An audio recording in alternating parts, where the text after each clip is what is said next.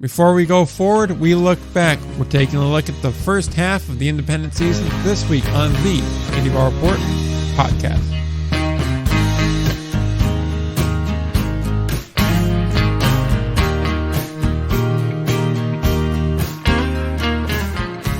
We're back again, episode number 228 of the Indy Ball Report podcast. I'm Nick. Ryan's here again because he lives in my basement. So that's the situation as it stands. We're doing a bunch of stuff today. We're breaking from the format that we recently established like 2 months ago. Is that 2 months ago?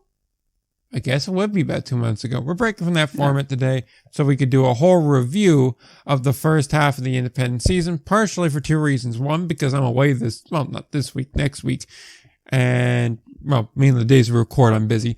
So there's that. And two, because it's really the midpoint in just about every league season. So it kind of works itself out. Yeah, man, if you're leaving, who's going to feed me? Like, you know what? Well, hold on. Nah, I got more of that good cotton candy stuff that's in your wall, so we'll be all right. All right, good. I was going to say, there's some dead yellow jackets down there. You should be able to eat those. Sounds like protein. Make it happen. I'm allergic to bees. That could be an issue? Never mind. Doesn't matter. Just rip the stingers out. You'll be fine. Nothing wrong with taking a long nap. Exactly. It's not. They may have some poison on them, but you don't got to worry about that. You lick them. It's extra flavor, really. So, but yeah. So before we get into the review, which is going to, like I said, have every single team in each of the core four leagues, because I'm going to try to make core four catch on. Because we're going to be very, very focused and move through that with speed, I'm sure. I can't wait to get down to North Carolina on Friday. Having not edited this episode yet, and after spending 8 hours in a car going down there going, all right, it's 8:30, time for me to start editing, and then look up and go, ooh, it's 11:30, I'm almost done editing, and then go, ooh, It's 2:30, I finally finished editing. I'm really looking forward to that. Oh, like so familiar, I just got chills. I like, circling back, core four, I like that. I've been struggling. I've been like the big four. I like core four. I like how far we're going to not say partner league because it's stupid. Well, yeah, everyone thinks it's stupid. Even the people in the league think it's stupid because it is stupid. Yeah, except they won't go on the record, which is fine. It's fine, guys. Unless you want to go on the record, in which case my DMs are open. Yeah, remember when they got yelled at for saying independent still? I remember when I got yelled at for it, yes. Both running AAPB Roundup, which is my own thing, fight me on it, and when I was in the league working for a team. Oh, God, I wonder why they'd be annoyed about that. I don't know, bro, but yeah. Throwback to the time I was on the league, like permanently featured on the league website until they got mad at me for just reporting on things, and then that was it. Wow.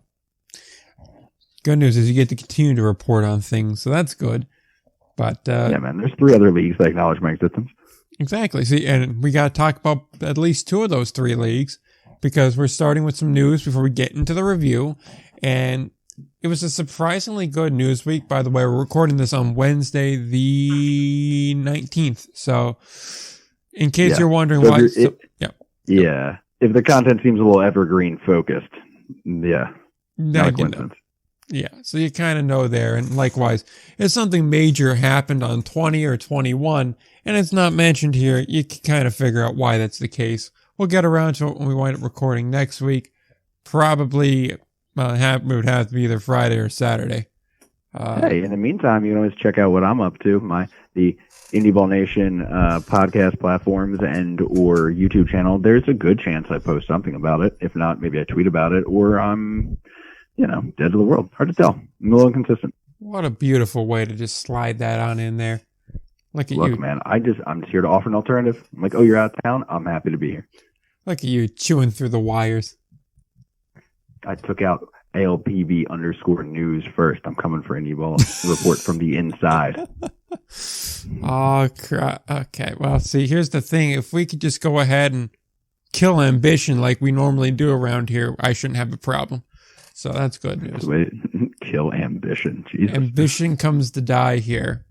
We have a near 100% kill rate. Wait, I love that. Okay. I'm going to pocket that. Yeah. Continuing. Figures the guy that works in corporate America would steal it. Hey, man, you'd figure the guy who works in corporate America would know a thing or two about killed ambition. Well, let's see. Yeah, we're already off to a bad start. So let's just get into the news and Frontier League president Eric Krupa, because he stepped down from his position. But he stepped down from his position as president of the Frontier League. He has taken a position with Ryan Sanders Sports. He's going to be their COO. He's going to handle properties including the Round Rock Express, San Antonio Mission, RS3 Turf, and RS3 Strategic Hospitality. Krupa was the third person to lead the Frontier League since Bill Lee's retirement in 2020. We do not have a timetable for his replacement. However, it does seem like this job is becoming increasingly harder to keep people in. Yeah, I mean, we don't have a ton of facts on this. They're being pretty, all my sources are dry on it, and the only feedback I've really gotten is that they're keeping it pretty close to the best of the top. What do you think is more likely, pressure from the top or pressure from the bottom causing problems? I know it's all conjecture, and I know we have a lot to talk about, around the corner in this episode, but I'll breeze over some trash teams at the bottom of the division so that we can talk about this a little bit, because I'm fascinated. What do you think? What's your gut tell you? What it tells me is that there's definitely one or two major players that just kind of go for their way and doesn't really matter what the rest say. That's the kind of sense I get here. And I can't quite tell who they are. Obviously I got some guesses. One is listed in the article on the Frontier League site, and we talked about it at length last week. I wouldn't be surprised if that particular individual has something to say about who gets the role and what they do in the role. But I think it is more a select group that is more or less calling the shots here, right? Because when you look at the Frontier League as a whole, both its strength and its weakness, it's its diversity in its roster of teams, right? You have some rather small markets like Avon, Ohio, and Washington, Pennsylvania, and then you have three teams in northern New Jersey, New York. And then you have one team in Quebec, and you have a team just outside St. Louis, and then you have a team in Florence, Kentucky, which is right next door to Cincinnati. So for every kind of small market team you have one more larger market team. And I have to imagine with the increase in travel from the merger, which again, I think there's a lot of benefits, and then there's obviously some cons to it. The cost of travel, and I imagine the general overall cost of the league itself, it has to be one of the negatives attached to it. And if you are a smaller market team, you probably aren't in love with that extra cost. I have to imagine that is some pressure there. But if you're a larger market team that can more easily afford to eat it, which I'm not even sure every larger market team can afford to eat. You can look at the attendance numbers and kind of start to piece together, even if someone's lying, if they're doing well or not well. So I think the larger market teams are more apt to say, well, let's get this giant, large, sprawling league because you can afford to be in it. And a larger league looks better on paper. It looks better to sell, especially if you're in more of a traditionally Atlantic League or say even an American Association market. When you're fighting against teams that each have a couple of former major leaguers on it, and you have guys that are he was a top 5 round draft pick. He was really good in college. He may have been a kind of sort of known local prospect, as your draw versus this dude played in the majors for 5 years. It becomes more difficult. So I think it is probably a mixture of teams at the bottom that are more of those small market teams having some issues, but I think it's more or less the teams at the top that are kind of hey, we kind of want to be prioritized here. We know who's important. Yeah.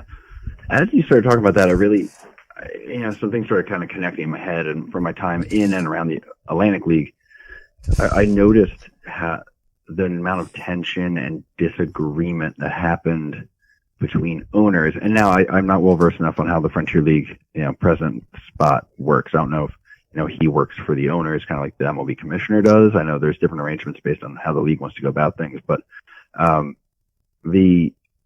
I was surprised to an extent by the disagreements, the tensions between, we talked before. Oh no, we have already mentioned here, the partner league tension, are we a partner league, MLB partner league? Do we lean into that? Can we say independent baseball? For certain markets, they felt there was opportunity within the independent baseball marketing because their city might have just been broken up with by MLB and MILB, and they don't really see the value in the MLB association. Others are so happy to have it because it gives like an air of legitimacy in their mind and maybe to their fan base. So that was a huge sticking point. And then you look at, the way money is split up, the way scheduling is done, the way, roster rules are handled. And then you realize that within that league, I mean, there's not been that much addition. Like there's been a couple teams added in, like 2 or 3 owner groups that have added in. But like for the most part, it's been the same crew just slowly adding. And then you look over the Frontier that's had, all this changeover since they combined with Can-Am. And you're like, oh man, like they've combined full leagues and they've had to find middle ground for everybody. I can see that being a source of tension. I could see it being an impossible situation in many ways. And, I mean, just working corporate America enough, I'm kind of like, all you need is one situation too, where like everyone sees what the issue is, but you can't actually address it for whatever reason, whether it's one person or a group not being able to not pull the trigger and not letting you do it. And it just becomes completely untenable and something you don't want to do. So it is interesting. I mean, could just be a better opportunity to leave him for too, but this is definitely a weird way to leave it. The effective immediately is an odd vibe. You would think it would have been a slower roll into it too. And just to add on the kind of tension part too, you also have to factor in that when you're merging leagues, you're eliminating positions as well. So you never know if, like, obviously there's going to be some positions you just don't need 2 of, or that you simply can't have 2 of. But if you eliminate the position and you get rid of the person along with it, or you do something that is negative to that person, if they're well liked, it gets noticed, and that vibe and that energy is felt throughout the entire organization now, right? So you factor that in on top of, I got to imagine there's some people that, had to take a demotion to keep a job that aren't exactly thrilled about that. Yeah. And then you look at too the markets that were sort of absorbed in on the, added in, and the difference between them too. You have all the Midwest ones who I gotta figure they have a very like local focused, oh no, even that's weird because like it's like local small towns, but a lot of them are suburbs of bigger towns, and then you've got the weird dynamics of then you got the East Coast, which is different energy, and then Canada. Like it's all those different. Like I can't imagine picking one branding strategy or marketing strategy is easy. Like God, I can't think of a single thing that would be simple there. And not to mention, I'll say from multiple teams, I don't think this puts anybody on the spot. I'm sure every team in the league is aware of the talk. Like people are tired of the travel. It's not something's got to give on that one. They either need to expand the footprint, so not expand, but sort of add some density to the footprint, or they need to shorten or shrink the footprint a little bit because teams aren't happy with it when it comes to, especially that northeast to gateway travel is just like not practical. I mean, hell, you saw Windy City this weekend travel all the way to Jersey. So they did the All-Star game in Windy City, right? Yeah. Then they went to Jersey, played 2 games on Saturday because of rain. Yep. And then Sussex. came home. Yep. Like it's just not tenable. Exactly. That's not a good expense. Not to mention that was a period of bad scheduling. I mean, like if we're being honest with ourselves here, what it should have been was Quebec was already playing Rockland at that point. In Rockland. I mean, New York, but you get what I mean. Empire State could have just went and played Windy City instead just earlier. Send them out later on. Let Quebec play the Miners at home then, because they're already right there. They're not even 50 miles away. Send them down to play that weekend, and then send Windy City out to play in the middle of the week. Give them the Tuesday, Wednesday, Thursday slate at Skylands. Yeah. And one thing I do want to touch on before we move on to something else, or at least circle back into the actual Crumpel discussion, but ideally, I think getting rid of Empire State, adding another team either in Canada or the Northeast would be the ideal outcome. You could kind of do more pods type setup of a 4, a 4, a 4, and a 4.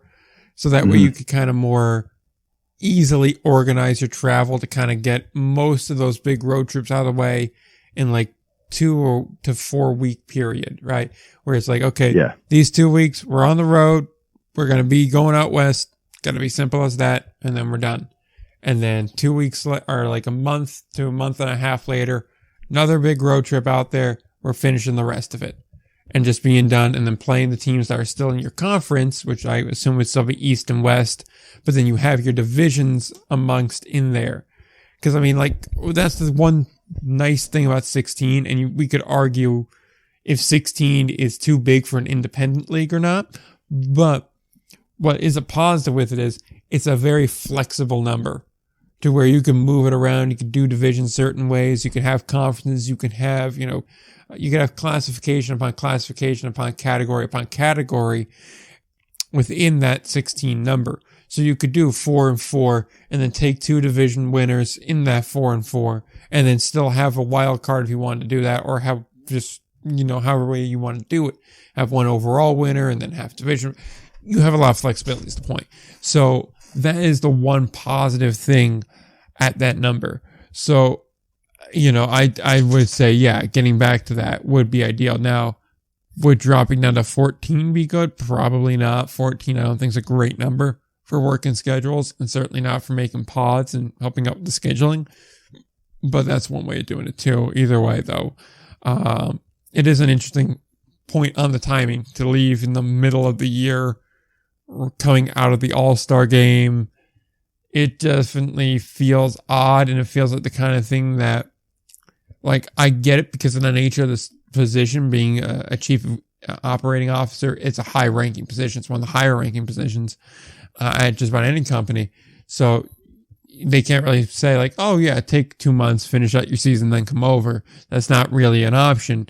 So like, I get it, but just, it's odd that they can't find anyone to stay in this. I mean, it's been about 2-3 years, and every year we get a new person leading the show. Like, what are we doing?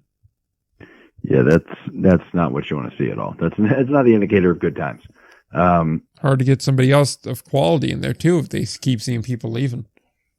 Yeah, that's exactly right. It's well said. I think there's a lot of questions to answer because I feel like Frontier League's probably an indecisive situation. Because are you gonna add and really? I mean, they seem committed to 16. Otherwise, why would you keep Empire State around unless they're not comfortable cutting a team loose? I guess that makes sense. I mean, they're also in a position now where I talked about it on my daily recap today. Like, I don't think this is a huge loss for them. No offense. It's just that I think of the 4, the core 4, as we're saying, they're probably the number 3, executive, office for a league. And that's because the Atlantic League, as we mentioned many times before, cannot get out of their own way. But I think the American Association, policy-wise, has been doing the right things to try to close the gap between them and the Atlantic League, and they have in many ways. I think Atlantic League's opened that gap up a little bit, not because they're competent and not because the American Association's incompetent. I think it's just the ebb and flow. But the Frontier League, I think it's notable how few steps forward they've taken competition and wise. And part of that's Empire State, part of it's just the roster restrictions. And I think that's something they're going to have to deal with. I am starting to hear the chatter now. I can say that of, possible changes to the roster restrictions, but that's a can of worms. Like, we can't even go into it too much right now because there's a lot of conjecture, I guess. But right now, so they have an annual salary cap. Atlantic League uses a monthly, but it works out to the Atlantic League salary cap is about double over the course of a year to what the Frontier is. I mean, that's a huge gap to close. Yeah, and I mean, it's doable when you're the Frontier League. If you have 10 rookies, you're paying $1,000, a month to, I guess. But once you're trying to get vets in there and you're competing, you're going to have to compete to get them with the Atlantic League. Otherwise, what are you really attracting? You're going to have to bump that pay up toward $2,000 for, say, 4 or 5 of those guys. So that's going to be more money every month. That's like toward $2,000 a month. So say that's an extra $20K right there just from increasing and changing up the roster restrictions. Like, that's a big thing from owners. I mean, it's not something that they're going to want to do easily. It's 2,000 ticket sales, essentially. Yeah. I mean, how many outfield ball ads are there? There's a lot of wall ads. They got to get sold to make that up. Plus, on a scaling issue too, it's a lot easier to do that when you're like a 10 or 12 team league versus a team that has 15 permanent members looking for a 16th. It's a hard sell to a lot of markets, especially ones that may have been either cut by MLB or are, more historically summer college markets, to say, hey, I know you've been able to get away with unpaid labor for the most part, but if you're just willing to spend, several hundred thousands of dollars on labor now, all of a sudden, now you can be a professional team. That's a tough sell. Yeah. Yeah, that's exactly right.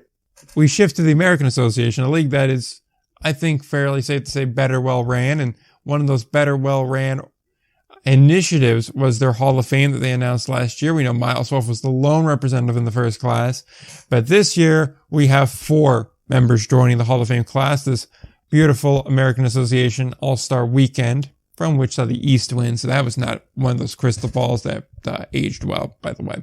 But we have 1 player, a couple of managers, and I guess only 1 owner, maybe like two-ish owners. First up, the player, Reggie Abercrombie. I think this is a pretty safe addition into the American Association Hall of Fame. He spent 10 seasons of baseball with Sioux Falls and Winnipeg. He's a 2-time champion, both with Winnipeg 16-17.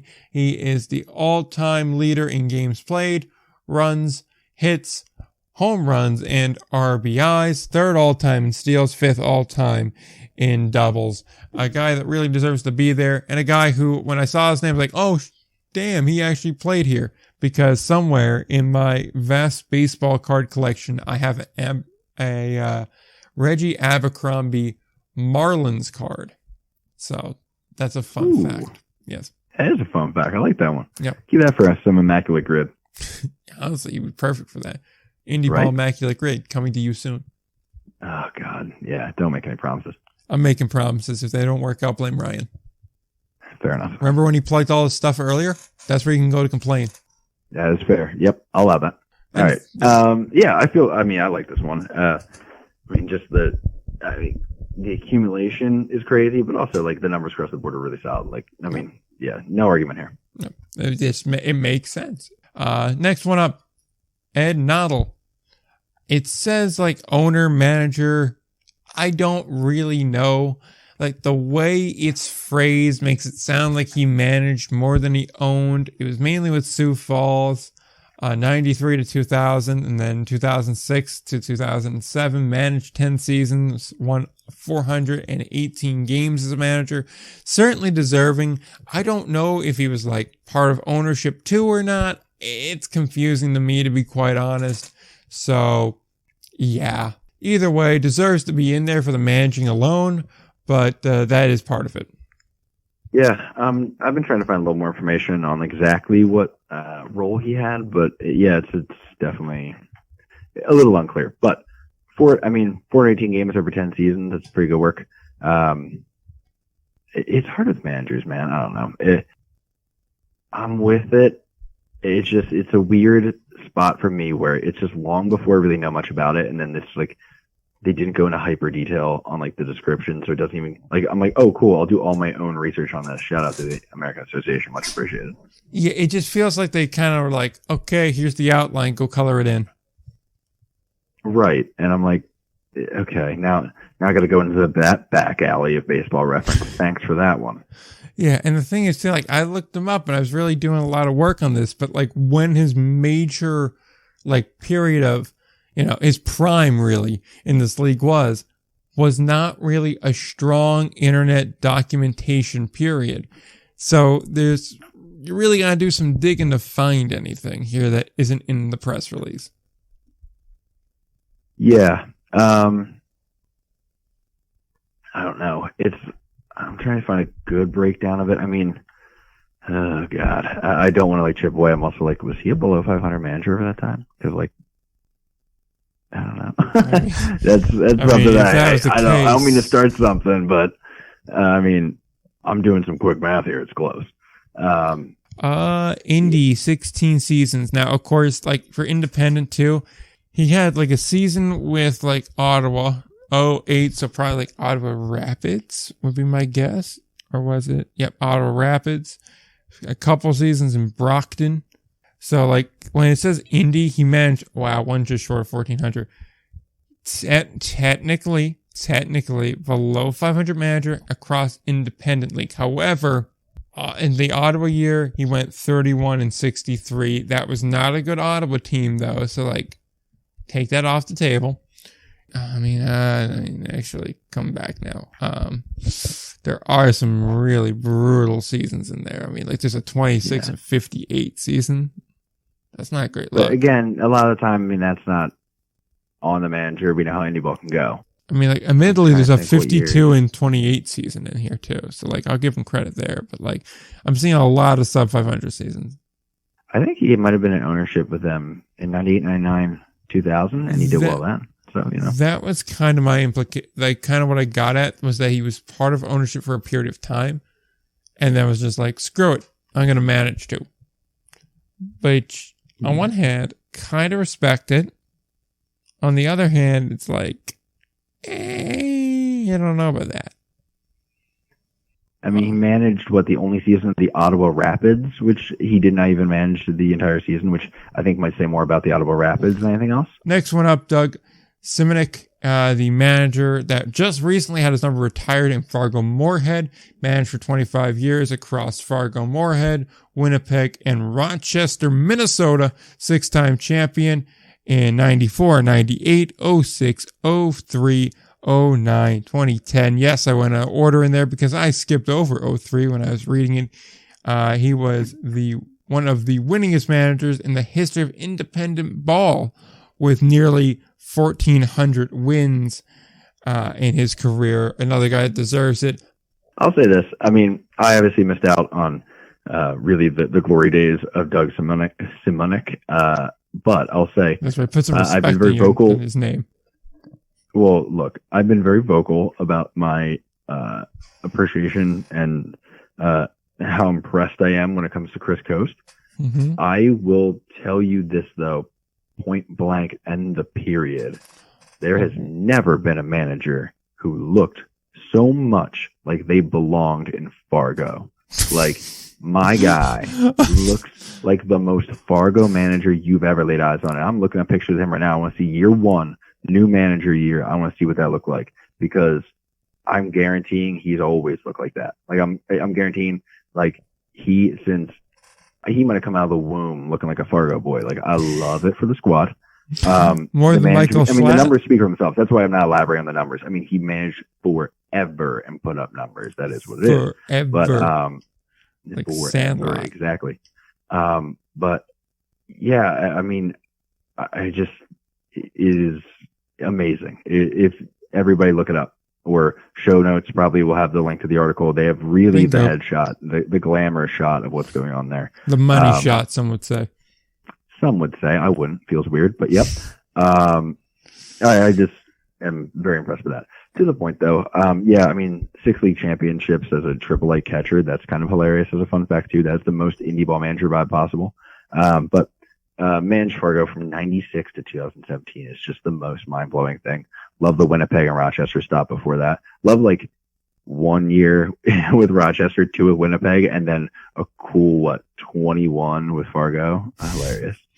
That's if he found a spot. Yeah, in any case, Mike Beck, owner of the St. Paul Saints, one of the founding members of the Northern League. I think his antics are pretty well known. Mm-hmm. Call them antics, call them tactics, call them effective. Mm-hmm. So, yeah, he deserves to be here, even if he did leave. So, good for him. I agree. All right. I don't have much else to add. I mean, do you like the name of the pig this year? What was that? Do you like the name of the pig this year? I'm lost on that. Oh, so yeah, I suppose I should explain that. So every year what St. Paul does is they get a pig and they raise this pig for the entirety of the year. And it's kind of like a mascot type of thing. And they name the pig creative stuff every year. They slaughter that bad boy on home plate when it goes down. Oh, no, they did that one year, though. They didn't slaughter it. What they did was they said, oh, we're going to have a pig roast of the pig. and they handed out like a disposable like cutlery, like, you know, forks and knives and napkins and shit.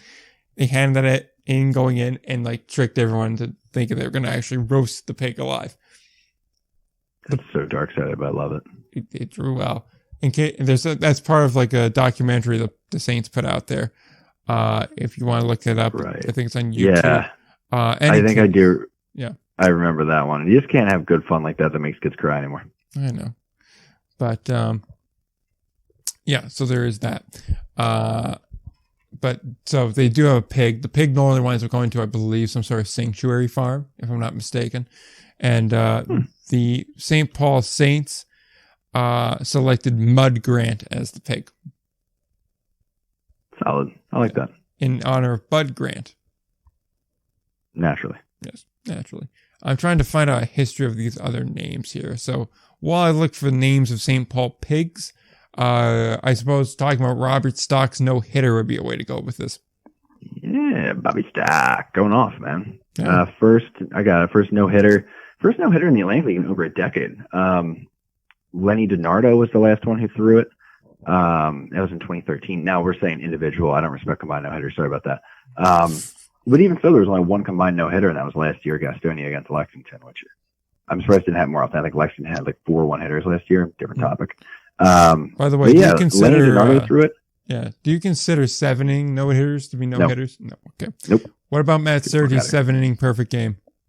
Because I believe Matt Sergi has a 7-inning perfect game. No. Oh, okay. Tough. I gotta look at the Frontier League now for this.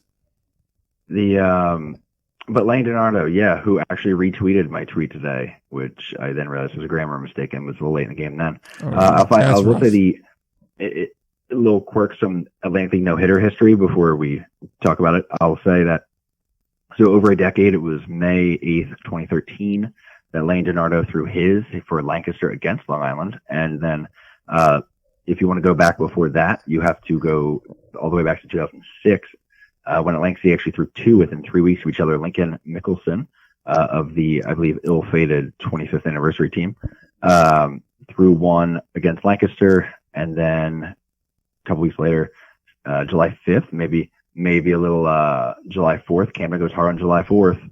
No, this was in Atlantic City. There was definitely some Atlantic City partying from Camden after the game on July 4th. July 5th, getting a no-no tossed against you in a 7-inning game, which I assume is because it was a doubleheader. So that sounds like a situation for a hangover game. But if you go back to, there's only been 5 previously. If you go back to the second one ever thrown, I think the interesting thing, don't know if I've ever seen this before in another record book like this. Yeah. Joe Gannon threw 1 for Newark, and it specifically indicates that he is a knuckleball pitcher.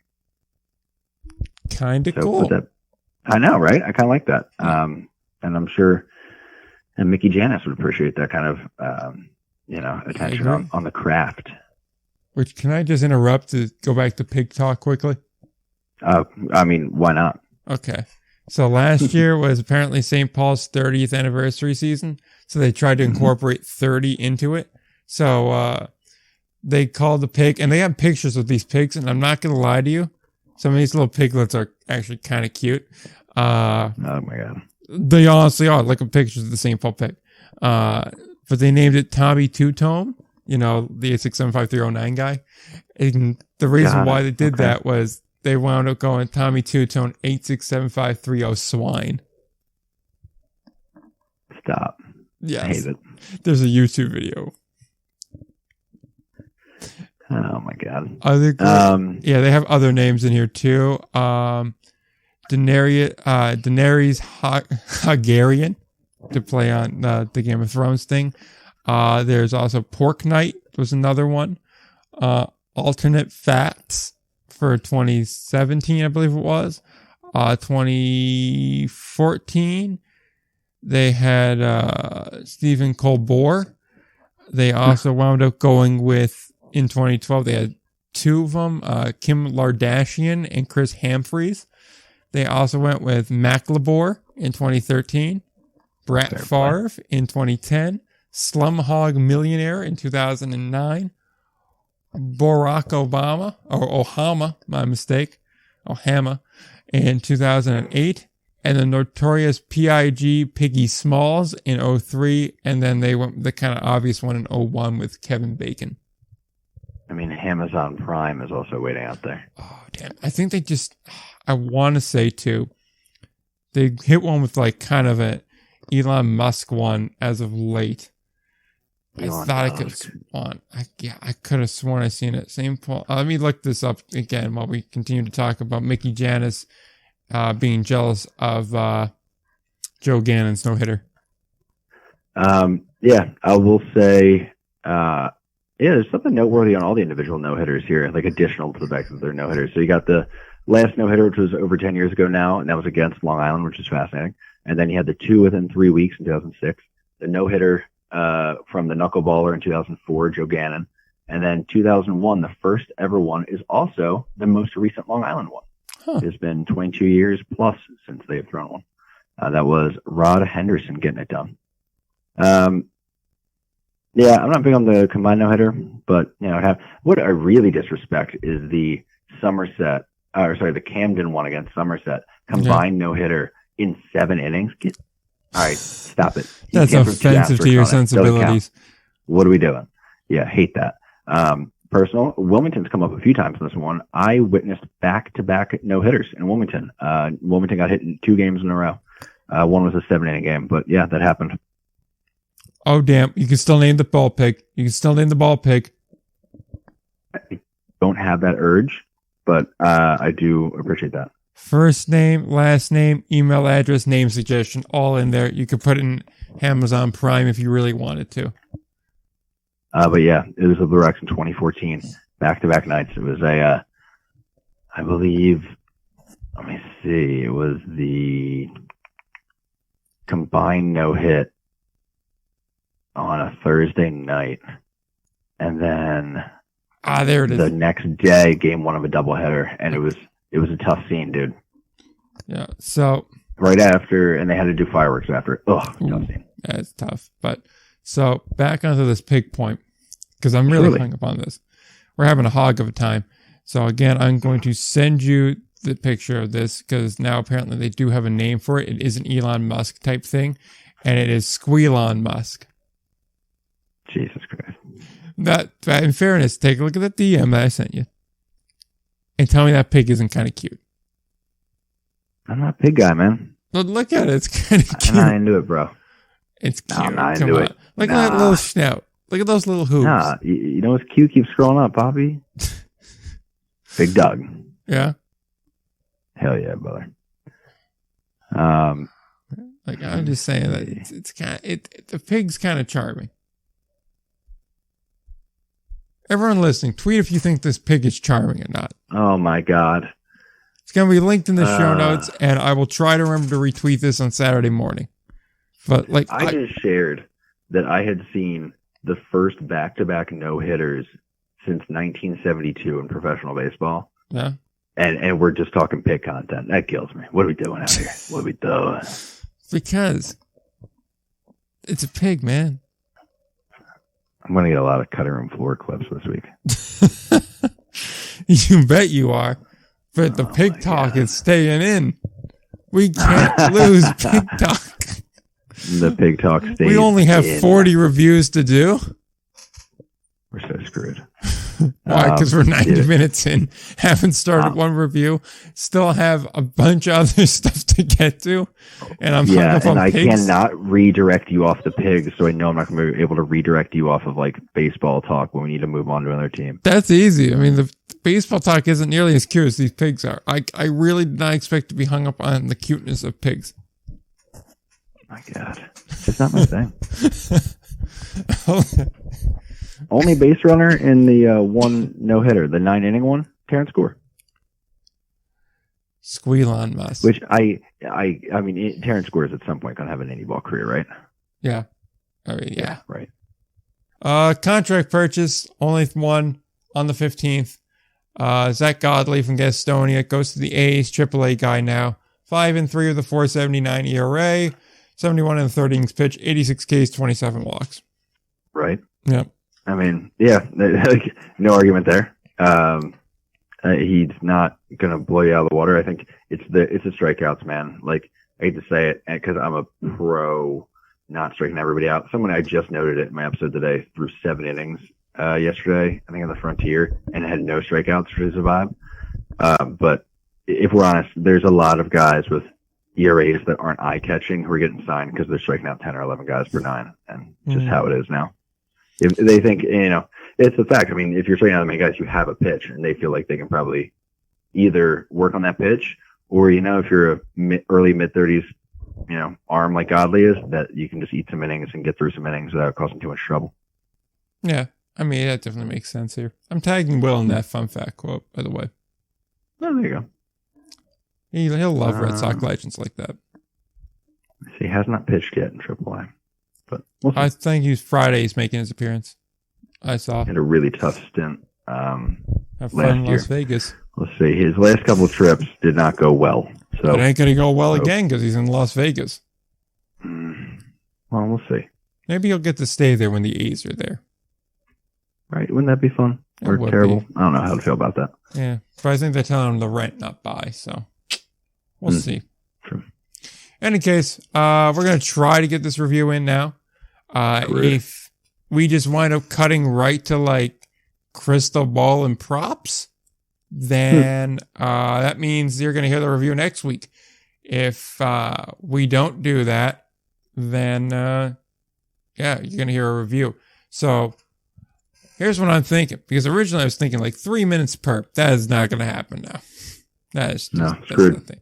So why don't we say this is going to be a speed run? I feel like that's what I was going to say. I think we try to keep between a minute to 90 seconds per team. Don't go too in depth on it, but a general summary of their season so far, so everybody gets mentioned. This is only a midway recap for 2 of the leagues. The midway point really only matters in the sense of one team's already locked in a playoff spot in each division. So yeah, we're going to start in the Frontier. We're going to work our way through Frontier to Atlantic, then Atlantic to American, then American to Pioneer, and then once we get through that, then we'll be done. So let's see if we can't manage to run through all of these before the next 45 minutes are up. Think that's realistic? Hell yeah. No, but we'll go for it. Good. We're on the same page. Let's start it off. Gateway, first in the West, first overall. And I should mention before we really get going here, I wrote all these down on Monday and Tuesday, so 17 and 18. So that way they'd be ready for today. So some of this may be a little out of date, especially if it's coming out on the 29th. But as of the 18th, it was pretty accurate. So it's been incentivized. We can add in me. any addendums for something egregious. We'll be okay. Exactly. If you're hearing this a week late, we're going to have to record an intro to it anyway. So, hey. Right. Anyway, Gateway, 35 and 17, first in the West, first overall. Team can hit. Team is pitching. Pete Zimmerman's a guy. Yeah. I mean, honestly, the pitching is still better than league average. It kind of pales in comparison to the offense. I think the bigger thing that does need to be looked at is the drop off in offense after that first 3-week period where they were just unreal, just unconscious. They had team OPS over 1,000. Now it's down to 870. It's a really long way to fall in just a couple months, but also from where they were, it's pretty hard. I mean, they're still getting it done. They've had a couple losses recently, but I think they're about to be swept by Rockland. Look, man, I mean, they're 11 up in the playoff race, so you got to give them a shot here. Yeah, 11 up in the I don't think they're going to fall apart that bad. So, here's what I'll say. We're going to talk about Gateway, then Schaumburg, then Evansville. So, for those 3, I think the real question here is, because I think it's pretty safe to say that they're playoff teams, because, a team like Washington just went from the bottom to the top, and Lake Erie and them basically switched. Once we start really getting to the bottom 5 teams in this West Division, bottom 6 teams in this West Division, 5. They're really kind of interchangeable for the most part. Yeah. I mean, literally, even by record, they're all within a game of each other. A game. Yeah. For a second, I thought it was a half game. They were all tied for the 4th or 5th spot. I know. It was actually kind of great. Yeah. It wasn't great. Basically, all the same team. Any case, I think they're T11, all of them. But any case, the question for those other 3 in this division, though, is can they do anything against the East? And Gateway's getting pretty well handled by New York, a team that I think by all real metrics in the East is above average, but not quite a lock for the playoffs here. I mean, Quebec won tonight, so they're 9-1 in their last 10. they're kind of proving that they are who they think they are. So that's good for them. Rockland is only a half game out, and yeah, I'm going to keep calling them Rockland, not New York. That's what they are. I caught that. I was going to let it ride. Yeah. So, like, that's where they're at right now. Oh, God, I didn't realize the Miners were doing very poorly. Good thing we're not doing hot and not, because they certainly be not with the 2-8 and the L4 right now. But when we compared, like, the best in the West to, like, what you're going to see in the playoffs in the East, they're not really stacking up. So are they a team that can do it is the question. Yeah. And what I'm looking up on my end is how they've been doing against the East. I got Gateway at 14-12. I've got Schaumburg at 14-9 right now, and I've got Evansville at 15-9. If you want to get even more into it, we can figure out like what it is when they're, if you take out those Empire State games, because again, that's kind of where we're at with them right now. Yeah. So I'm kind of adding that in shortly here, but yeah. Other than that, that's it. We're just kind of figuring out how they're going to stack up in the playoffs, because that seems to be where things are heading here. Schaumburg drops to 11-9 when you take out their Empire State games when it comes to how they are against the East. And last but not least, Gateway. I know how alphabetical order works. I'm fine. Gateway -3, -6. Ooh, Gateway is 8-12 against the East without Empire State games. Not boding well. Not boding well. Nicely said. Yep.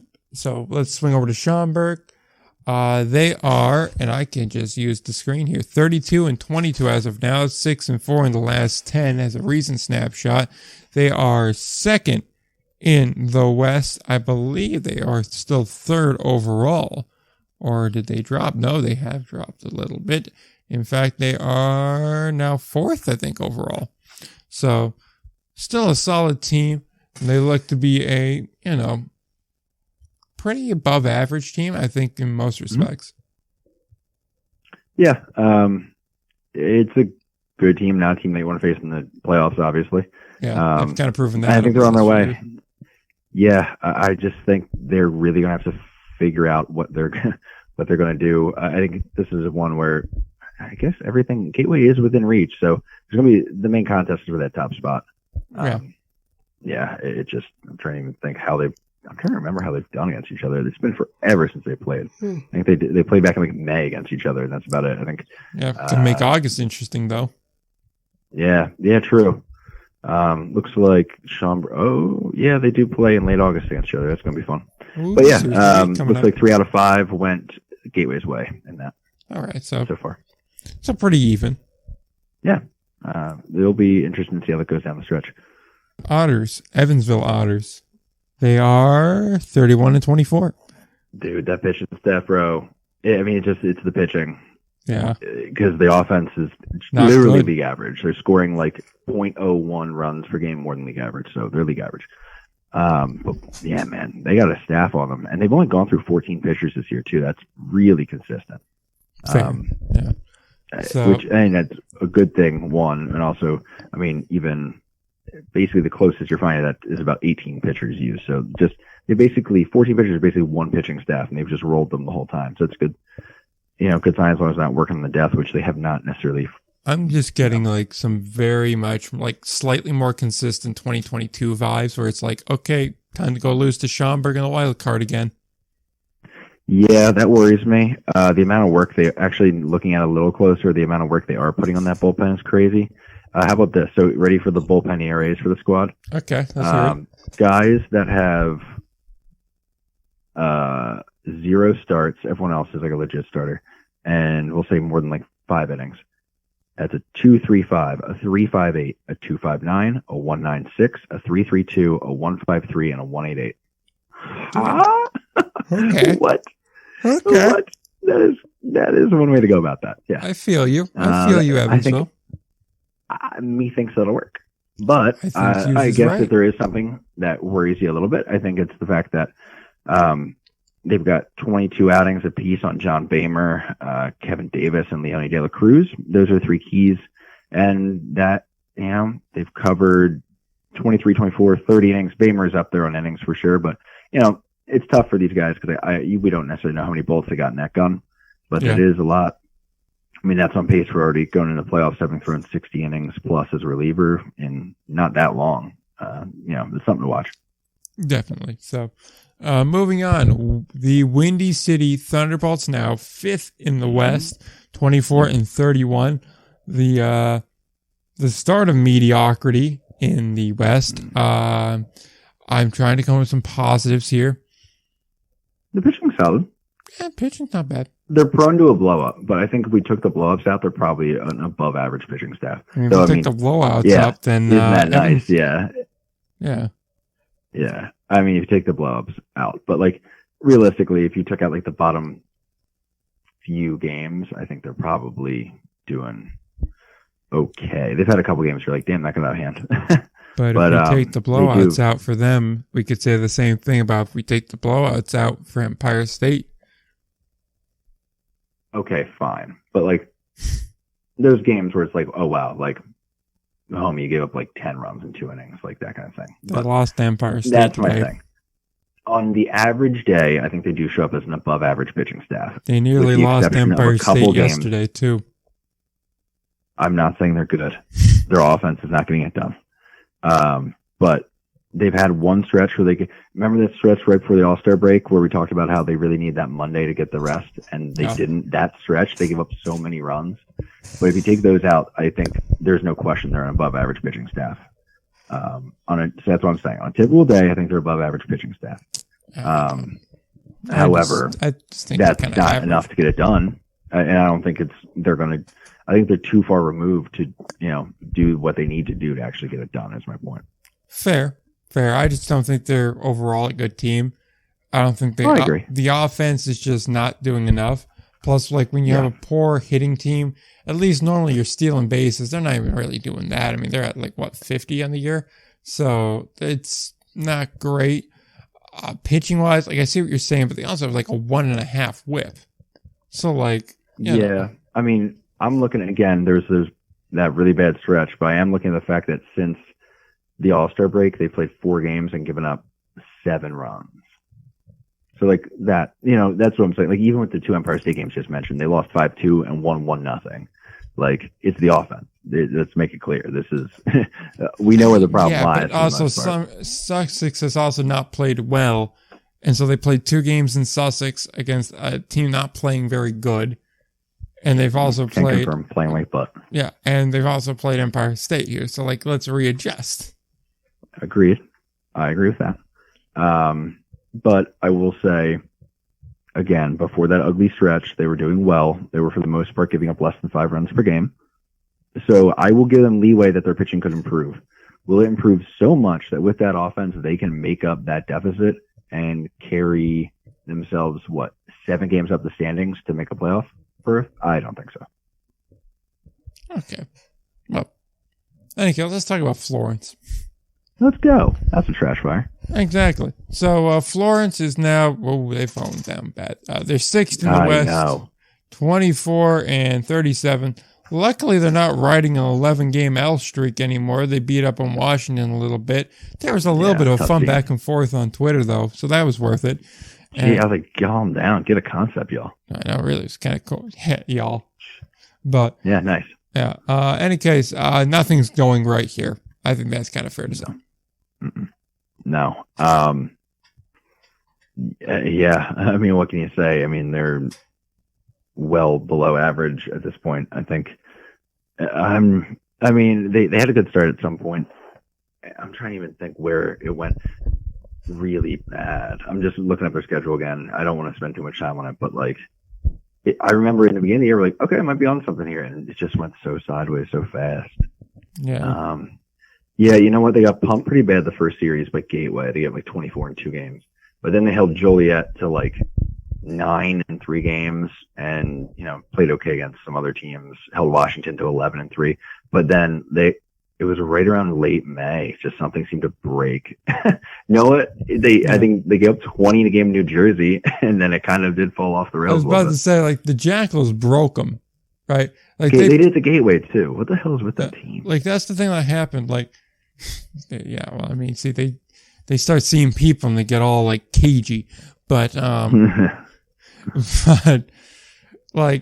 I just like how the Y'alls just completely punked the Jackals the one game. The Jackals returned the favor the next, and the Y'alls have never been the same since. They got scared straight programmed. They had like one great game right after that, but I think it was like a starting pitching performance. Yeah. Like, you know what I mean? Like they didn't need to dip into the bullpen that next one. They got a 5-1 win against Schaumburg, and then the consistency kind of faded after that. Yeah. Yeah. Yeah. Moving on, Joliet, 7th in the West. Another kind of tough scene. I guess they're kind of Windy City-esque in the sense that they're a slightly worse version of them, which is not really a thing you ever really want to be heard said about you. Their whip is better, but their ERA is slightly worse. They hit more home runs, but they also scored fewer runs. They generally across the board hit worse. So, yeah. Yeah. They steal more bases, when it comes though. to it, true. So that's fun. Yeah. I just think it's the same thing as last year, it feels like, right? Where the pitching is down or is up. Like the hitting is Cole down. Cook is up, and yeah, they're like a run plus worse than league average, which is about where they were last year. But it's just, I think the pitching last year was almost a run, maybe even more than a run better than league average. Yeah, more than a run better than league average. And this year they're just like half a run, less than half a run. And I think that's a lot of difference. Like they do lose a lot of close games. And I feel like every time I see them, they're dropping on like 5-3 or something. You're like, damn, dude. Like, it's a tough one. And I mean, maybe it's in my head. Maybe it's just what sticks out while I'm doing recaps. But I feel like I'm never talking about Joliet just getting teed off on by anybody. But they're just not there. And weirdly enough, they lose games. I don't even feel like they're really making other teams sweat during. They don't feel, I've watched a few of the games, don't feel, there's not that energy going late into a game. We're like, oh yeah, this team, watch out. They could do something. Just not there. So in other words, it feels like they're a box score darling kind of team where it's just like they're almost there, but it's like when you're watching them, it's more like, they're not really there. Like they lost 6 in a row before to start July. One was real bad against Evansville. The other one was bad against Schaumburg. The rest of them were like 4-1, 5-1, 6-3, 6-3. Like, that's just how they lose games. They lost tonight 4-2. They won yesterday 1-0. Like, all right. Lost 9-7, lost by 2. So again, like, let's look at their losses recently. Lost by 2, lost by 2, lost by 2, lost by 3, lost by 3, lost by 4, and then they had a big loss. 3. Like, for the most part, they lose by 1-2 runs. And then that's it. They just don't quite have enough. And I think that's, the challenge of, you have a team that comes close to getting it done like they threatened last year, and then you try to make some moves to get across the line. And if they go a little bit backwards, all of a sudden, it's a thin line between just missing the playoffs and being uncompetitive. Fair. Lake Erie, let's switch over to them. Last in the West, even though they're kind of tied with Florence and Joliet. So, I mean, and a half game off of Windy City and a game off of Washington. So, I mean, that's not really saying much. Another team that doesn't hit really good. They pitch well, though. It's so bad. Yeah, I mean, they're getting out hit by Empire State. Let's make it clear. Like, it's just, what are we supposed to do with it? I don't really know. But Angelo Baez is doing good, though. Angelo Baez is doing really good. Right. Yes. If we're talking silver linings, absolutely. I'm about it. I mean, again, talk about a team that is the same team as last year, really. They were the second worst in the league last year. They are worst in the league this year. I mean, their offense is, I would say, almost significantly worse even than they were last year, and they were second worst in the league. I think the pitching, I feel like, is better. It could be in my head, though. But it's just the offense, man. It's just not there. Like, another team, like, how are you going to win games without a functioning offense? I don't know what the goal is, but it's just, I don't see any light at the end of that tunnel. I mean, honestly, the Pythagorean on them is worse than their current record. So, a team that I thought, they needed some things to go right, but they had a shot. And it's just like, there's just, not even an interesting team to watch lose, which sounds super mean. But like, there are teams out there who are like, oh, I got to catch this one. No, I'm okay. Fair enough. Last team in the West, the Washington Wild Things, a 25-win ball club. They bat all right. They can't pitch really good. So that's holding them back. Yeah, I do think they're a better team than this. They had that weird slide in the middle of the year. That was really rough. Trying to figure out, kind of get a concept of where their records have been on either end of that right now. But yeah, I mean, where are they hanging? They're a little over league average scoring wise. It's just, again, pitching. It's just worse. They're another one of those teams where they don't really strike me as like, oh, this team, ugh. But it's just, it's just not there, man. There's too many things that need to start going right for them. But I don't think they're as bad as they look. I wouldn't be surprised if they finish this in like a middle ground between sort of the trailing pack and the leaders. I think that's kind of where they fit. Maybe a few games closer to 500 even, but I just don't see them, rolling through here or changing anything so much that they try to compete. Fair. That's fair. They feel like they're kind of in a death spiral all year. Just nothing really getting going.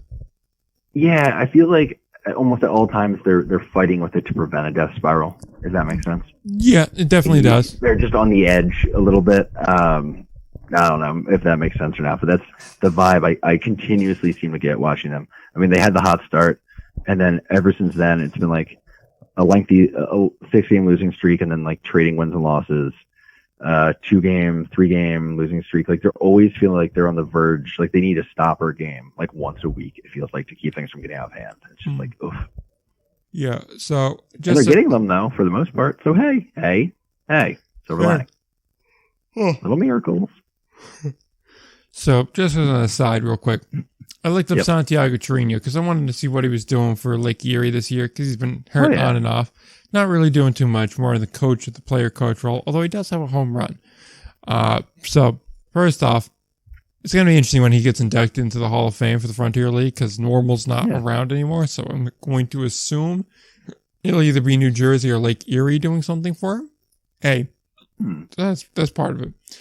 B, outside of like the 2 years he was an affiliate, slightly more than 2 years, I guess you can call it 4 if you want to be generous and count like the rookie ball and shit like that.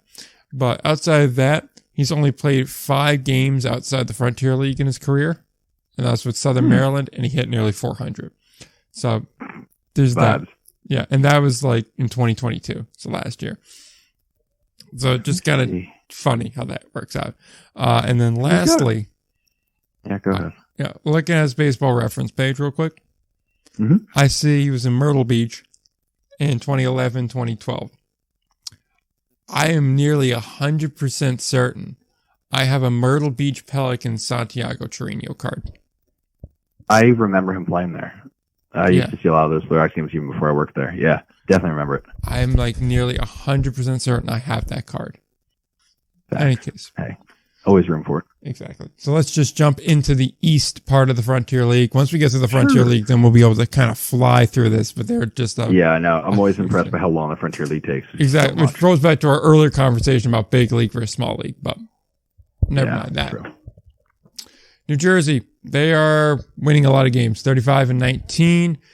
They are first in the East. I believe they are still, they're tied for first overall in the league. Pretty much a team that can crush the ball, and they give up some runs too, but they can outscore their problems pretty effectively, and they have gotten better as of late pitching. Dude, their pitching is much better. Yeah. They were just out shooting teams for a while. Like, that was how they're getting it done. But that really corrected them. Was one of the fastest corrections I've seen in a while. Like, I was like, oh, PJ's really doing the Lexington Legends thing again. Got it. But like, they've had a couple sketch games. Like what? They got Florence put up 9 on them the other day. Yeah.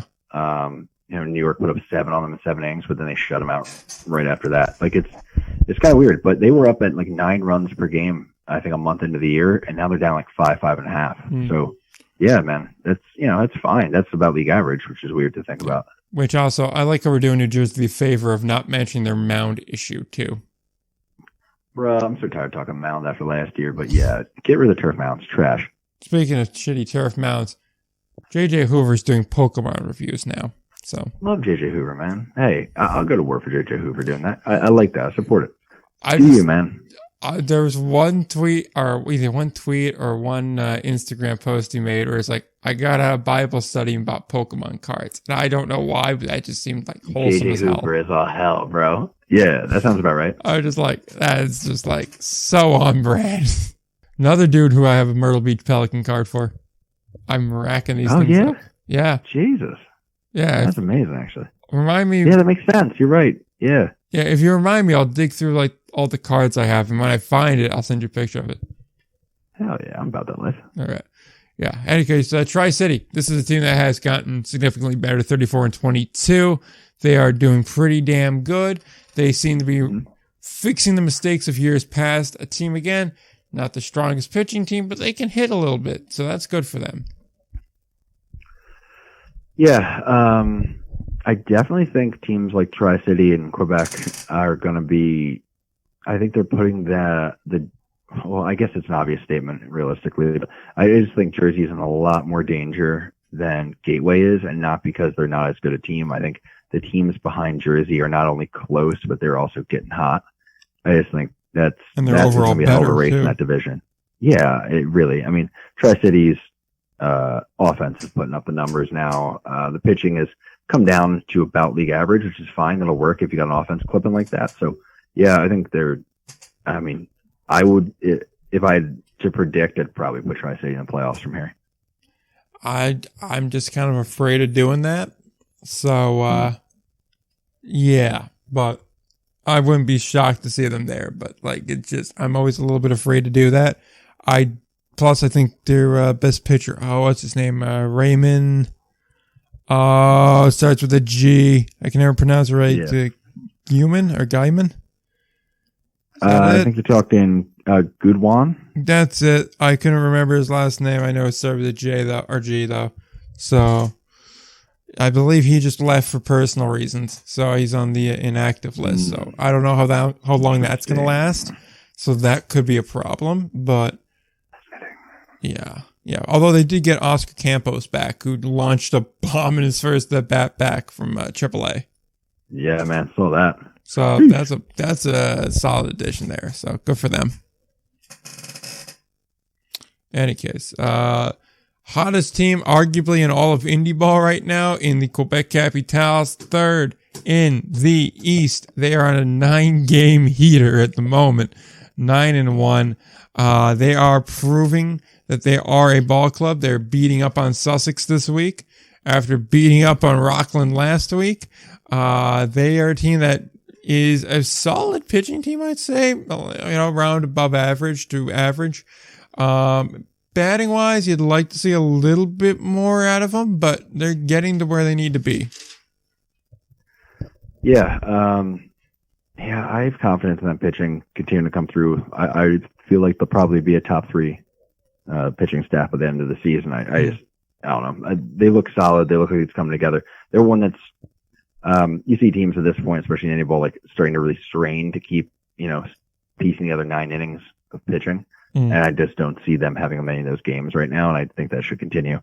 The offense, man, it's good. It's like sneaky good, right? Like, there's kind of a tier where it's like Jersey and Gateway and Tri-City are kind of up there. And then it's like the Boulders. And I'd say like maybe a little gap. And then I'd put Quebec right up there too. Like looking at like the runs per game, it checks out with that. But like, I feel, they just find ways to score runs right now, and it's all coming together.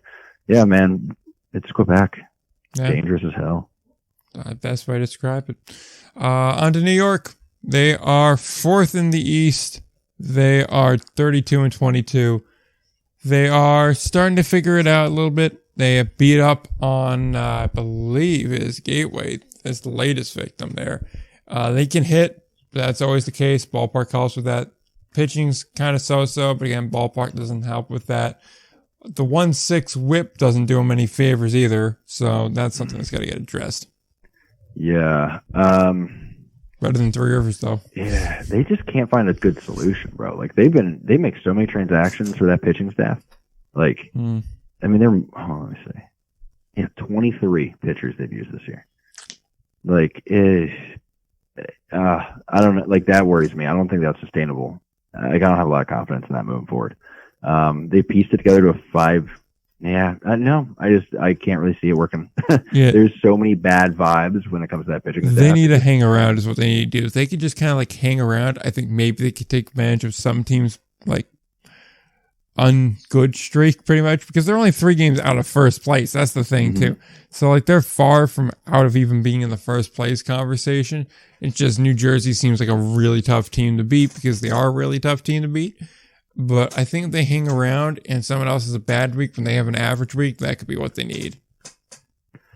Yeah, agreed. The schedule's not easy for them though, man. Like what, they go finish this Gateway series, which they're, hey, they're getting it done. The pitching is holding up great, by the way, 1 run, 2 inning in 2 games. So what do I know? They also, what do I know? So maybe they're going to be fine. But then they got Tri-City, Sussex, Evansville. Then they go on a Canada stretch, but don't play Quebec. Good deal for them. Yeah, man, they are the ones who closed Tri-City, Quebec, New Jersey. That's not so easy. They are going to want to cash in before that. Fair. Very fair. Sussex County. This is a team that is struggling as of late, 29 and 24.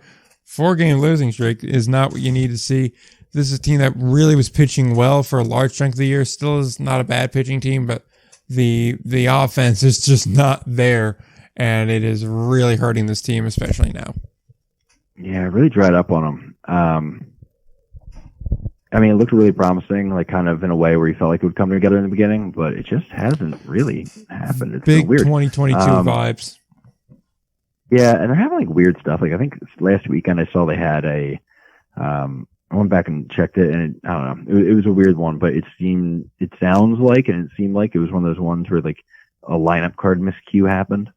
Yeah. And like that's always a weird indicator. You're like, is everything okay in there, guys? But I hear the vibes are good.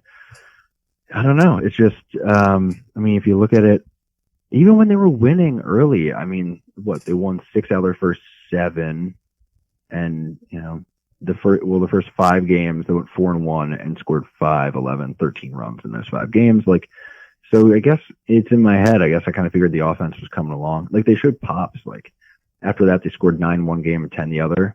Then like they looked good. They had moments early. That's what I'm trying to say. They had moments early, and it just really hasn't come together. They're scoring like one big offensive game a week right now, and it's just not going to do it for you in the Frontier.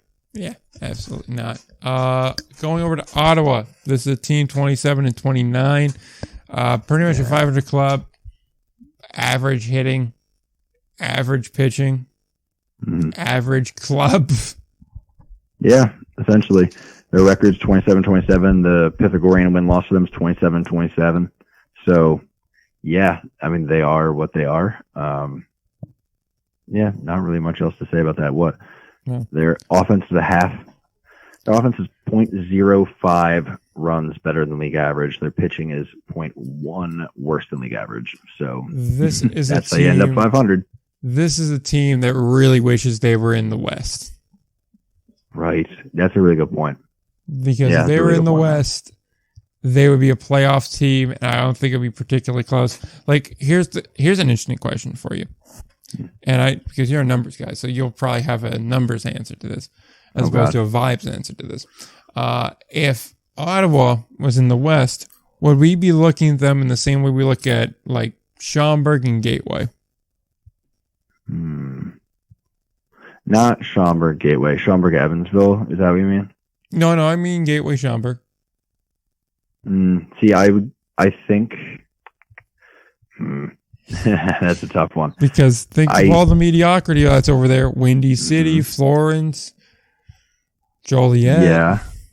Washington for long stretches like that. Those are teams you can beat up on. And Ottawa really only has like 3 rivers in Empire State, which will take approximately 30 seconds to get through each of them on in a second. But like, that's the only relaxing games they have. Everybody else is, it's a cruel and scary world for them.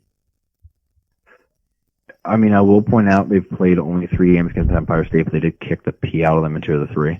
So there you go. Well, honestly, no, they didn't. No, they really didn't. Even then, they didn't. So, oh, man. I mean, look, they got run down by Gateway when they played them. 16-6, 12-2, and then they finally won 1-6-4. I do think they would probably be sitting on or right behind Evansville in the West. So they at least be in the race more so than they are now. Okay. I don't know they put them up at that Evansville level, but I'm not really impressed by Evansville. I know it's a tough one. All right. So give me 5 seconds to think on that. Hold on. Give me let me really imagine that for a second. Evansville's pitching is so good. I think they're worse than Evansville by a couple games, maybe. Okay. Oh yeah. Okay. All right, but right in the same range. Right in the same range. I'll put them at 29 wins if they're in the West right now. Okay. Three Rivers, not good. That's what their record is. Not good. The vibes are terrible right now. 15 games out of 500. So the vibes are pretty terrible. I know, it's so not good. I mean, they give up a bunch of runs, man, and frankly, they don't score that many. They don't score enough to be doing that. That's for sure. Man. Yeah, what is there to say on it? I want them to do well. I find that whole organization kind of like quaint and fun, which isn't necessarily a complimentary way to maybe refer to it, but I want them to do well, and it is frustrating to see what this is, which is like long stretches of losing too. Like they really get rolled up on for like a week at a time, man. Yeah. When it rains, it pours for them. Yeah, you're right. And they just lost their second to Washington. They have Schaumburg next. That looks like, to me, a potential for a 6-game losing streak before they finally play Empire State again. Oh, God. When it rains, they lost 2 out of 3, too, by the way. And they split the next one. So they have a losing record against Empire State. So maybe, just maybe, wear a helmet for that one, boys. Oh, God. This is going to get bad. Speaking of Empire State, 11-44, worst team in the league. Surprisingly, not the worst batting team in the league. But they are not a good pitching team at all. Yeah, but I mean, they're like already twice as many wins as last season, basically. So, look, getting it done. Yeah. Yeah, I mean, that's what's in the mix, right? Like, you're gonna not have a great offense because of essentially taking leftovers and whatever is like passed. So guys who are released from other teams and guys who are passed up from the Empire League, which is, by the way, not a good offensive league this year. The pitching was always going to be an issue for this team. It's just so hard to get pitching anyway without being on a bus all damn year, which logistically it's hard to get pitching, and just resource-wise it's hard to get pitching, and convincing guys it's tough to get them. Like, they'd rather you can pitch on a video and get that sent out rather than sit on a bus for Empire State. At least that's how a lot of guys feel. So it's just, it's never going to be a good situation. And we're seeing that. I mean, they're doing what they can, but I mean, it's a tough scene. Yep. It definitely is. I think what else is there? I'm trying to think if there's anything else that stands out. I mean, not nothing really necessarily. I don't see any. Like, there's not much else you can really say. It just they lead the league in home runs allowed, and they are middle of the pack hitting home runs. So, all right. How about that for the boys? Yeah. Good for them. We finally got out of the Frontier League, though, so we're going to keep moving. My bad. Because, we'll speed up a little bit. Yeah, because I got to get up in 7 hours, and I'm dead tired. So we're going to keep this moving. Yep. I'm getting up in about 4.5. I'm with you, bro. We're so screwed. Oh, yeah, no, everything's done. Like, here's the thing. Mm-hmm. You're at the point where I think you may just be better off saying screwing sleep and just sleeping on company time. I think that's a good life decision for you. Any case, Gastonia did not win the first half, as we covered last week. They're a team that, they can hit for power. They can hit. Pitching has been so-so. They've been decimated roster-wise through a variety of transactions.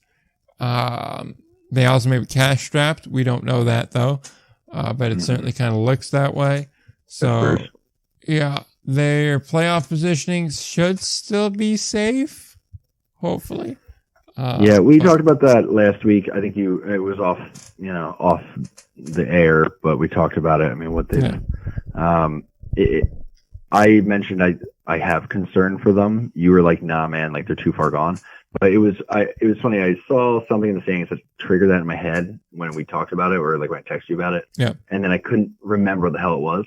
And it was the situation I texted you about at some ungodly hour this morning. It's that the danger for them is Lancaster is hot. They're a second half team and they're already 8-2 in the North.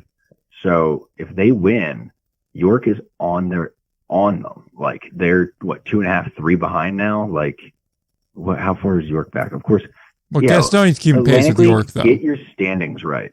Like how are your standings not reflected? Like what are you doing? Sorry, it bothers me so much. Plus, if you click wild card, Long Island still shows up in the wild card race. Yeah, I think it automatically was like, oh, this is the team. Like it's coded in to pull a team, and for whatever reason, with the tiebreaker, it didn't pull the right team. Idiots. Anyway, not the people, just whatever. Number 4. Neither here nor there. Frontiers 3, York, Atlantic League's 4, people. York is 4 games off of Gastonia right now. York seems hotter than Gastonia. Well, they're the same pretty much. Yeah, you're right. Struggled toward the end. Got some wins to start. Yeah, you're right. I mean, 6-3 versus 6-2.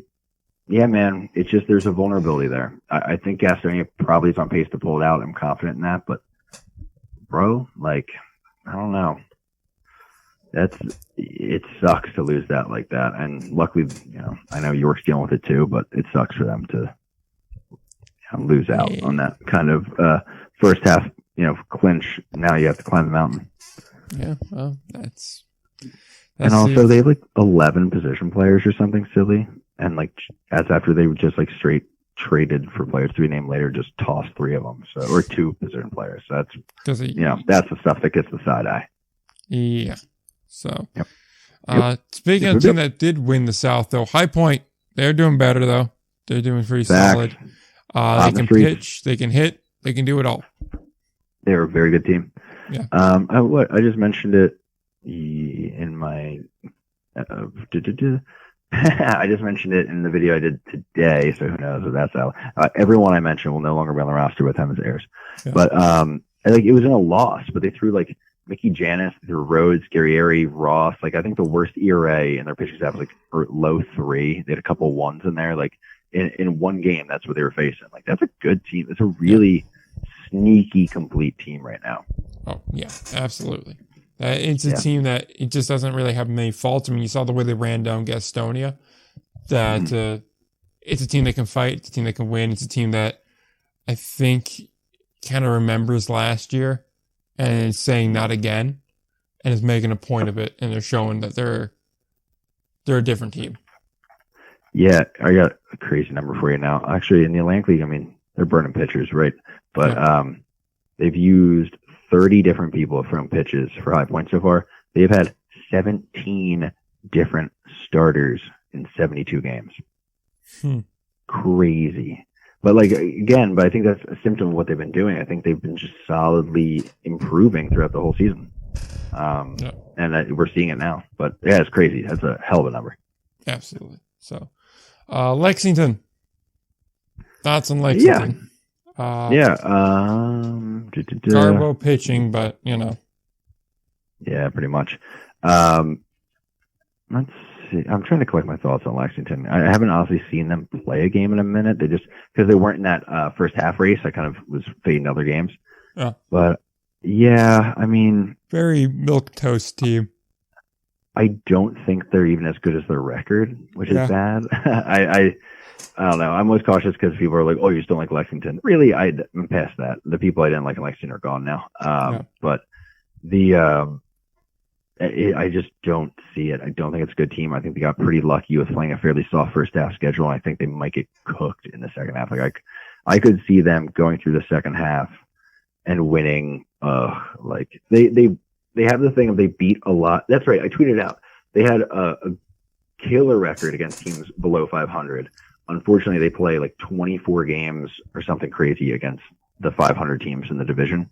And they're just, I think, they're on pace to get murked. And you see a 1-8 start here. Yep, that checks. Sorry. Yeah, just not it. They're not really an exciting team. And they don't really do anything great. So when you're doing everything passable, it catches up. Yeah. I mean, watch them take 2 out of 3 against Staten Island coming up. That's Staten But Island. I assume Lancaster might be about to finish them for a second straight sweep if they got punked by High Point too. Fair. Spire City. Yep. Hit decent and can't pitch. Yeah. Yeah, about right. Looking up. I mean, that's one where I wouldn't be surprised if they did something weird. Like, I don't know. I just don't think in that division there's enough room to do something weird. I know, and I can't pull it out of my head that Mark managed the Charleston team 2 years back into a playoff. So that's why I kind of am like toying with the idea. But also, I just don't really. I think the two teams above them, while they are not very far above them right now in the second half standings, I think they're probably too much to handle and catch. And I think, yeah, I just don't think it's as complete a team as it needs to be for that. Yeah. Speaking of Charleston, though, they are the last team in the South that we're going to cover. Not really good. They pitch all right. They pitch all right. But I kind of chalked that up to Danny Rachansky kind of carrying that staff. Right. The rest of it is just nothing really here. Yeah. I mean, the projections said the offense was going to be bad. It is bad. Beyond that, there's really nothing else. I should also say Testa and Bacon also are good for Charleston. They have 3 pitchers. They can pitch, but it's very true. Yeah. So they can. The bullpen's a bit of an issue, we'll say. The back end rotation's a problem, even though they have some guys with some potential there. I think the main issue is just we knew they weren't going to hit, and in order to get wins in this league, they're going to need a complete pitching staff, and they're just missing a couple pieces to make that happen. It's a good pitching staff, but I think there's just a couple that they need to figure out. So, out of curiosity here, because we're going to talk about Long Island in a second, and even York kind of fits this mold. Both of them are not very good pitching teams. If you're either one of them, are you interested in like a Rachansky to come in and try and strengthen your rotation? I mean, of course, I'm trying to think what they would need to. I mean, it would probably be a player to be named later type of deal. Yeah, that's what I'm thinking. That or like even like I almost look at like the American Association. If he'd fit over there, I understand roster things, but like you flip him over to there, maybe he fits a little bit better in there, and you could send a younger guy back that can kind of keep expenses lower. Yeah. Are you aware of where Rachansky's from? I believe he is from New York. Yep, went to school in New York City. Yeah, so feels like I was going to say, feels like a Duck. Fair. That is fair, but he also doesn't have major league service time, so that kind of excludes him. The Ducks kind of have that that tendency to make that weird late trade that everybody wonders why that's legal. Their big move is you can trade to replace a guy even after the trade deadline, if it's like replacing an injury or like some other circumstance, and they tend to find those circumstances, but it's always in a weird way. Like so they got go ahead and they shoot one of their players. Yeah, I think they got Trayvon Robinson and Boog Powell the one time, and it was off of like an outfielder got injured, and they ended up. It was something weird. It was like a part-time outfielder who had like okay numbers, not great, not good even. And then they signed like an all-star outfielder, full-time outfielder off another team on a trade. And everyone was like, oh, what? Excuse me? Yeah. Any case, I guess we'll just talk about Long Island, then we'll swing back to York. Long Island, first half winner. They kind of got hotter as it got along, crossed the finish line, and then said, we're done. And have sat down pretty much since. Can't pitch all that great, but they can hit, so that's good for them. Yeah, they're the encouraging thing I'd say is they really showed what they can do when they need to. And we learned, I mean, I used to worry like, oh, but can they turn on? And we saw with the Legends in 2021. I mean, when they were up against it and needed wins, they really just went 14-3, 12-4, 15-1, 4-1, 7-2 against teams that were playoff teams last year. Yeah. So that happened. I mean, yeah, I think they also probably spent the pitching staff a bit trying to get all that done. And I'm not surprised they checked out. That's why you win the first half, man. Yeah. You can check out if you need to. You can rest the guys. You can throw some randos. Yeah. Yeah, you go all in, fine. and if you hit on all in, then it doesn't really matter. I think they'll be fine. I think this Ducks team has been building for that championship run. I think they're going to be a huge issue in the playoffs. Yep. So, fun thing to note, I'm looking at everybody here in the North. None of them can pitch, really. Mm-hmm. We're talking about York here, who at least can hit. But, yeah, I'm just not seeing the pitching here. I do think York's a playoff team, but yeah. Yeah, how weird to see Southern Maryland struggle on the mound. It is weird. Really weird. I know we're not there yet, but still, just jumps out to me every time. Yeah. Any thoughts on York quickly? Dude, Daryl Thompson. Oh, not Daryl Thompson. Sorry, I was looking at Joe Thompson's previous thing, so we can scratch that. Yeah. York, I mean, they're a really good team. I was impressed by them. I was surprised to see them lose that, but that's also why I think they could threaten Gastonians, because I was just really impressed. Every time I've seen them, they looked really good. Yeah, no, they definitely look like a solid overall team there, and they're starting to find their groove. So that will definitely help them. Southern Maryland, we were just mentioning them. They are an odd struggler on the mound. Mm-hmm. Them not being able to really hit is nothing new, although they do have some power, but not that much. Yeah, they seem like same old Southern Maryland to me, only with worse pitching. I don't see them saving this. Yeah, I think most years you're at least like, well, that pitching staff is such a problem. They can put together a few good games, and when you hit the seventh inning, good luck. Yeah, I just don't see it. It's just not there. Daryl Thompson hasn't pitched in 3 weeks since he hurt his lower leg. We haven't gotten much update on that. I don't see this turning around for them. I just don't think it's the mix. Maybe, I'm not saying they're so far gone they won't do it next year, but this does not feel like it. Yeah, it feels like end of the line. They only improved their offense with Casey Hobson, and they counted on being able to rebuild. And they did, by the way. They rebuilt a really good pitching staff, but then they had guys get signed. That's what happens. And now it's an injury, and now we're in trouble. Yeah. Lancaster. Oh, Lancaster's up next. These Barnstormers. They're so good, dude. They're such a good second half team. It's hilarious. We said it. We said it was going to be. We're not surprised. Yeah, it's still just surprising to see, though, because it's like, you're just such trash in the first half, and then you turn it on. Like, what are we doing here? They know they know when they need to be good. They know, what they have to do. I mean, to be fair, they haven't, they played Spire City, Lexington, and Long Island, who Long Island wasn't really in it that first series.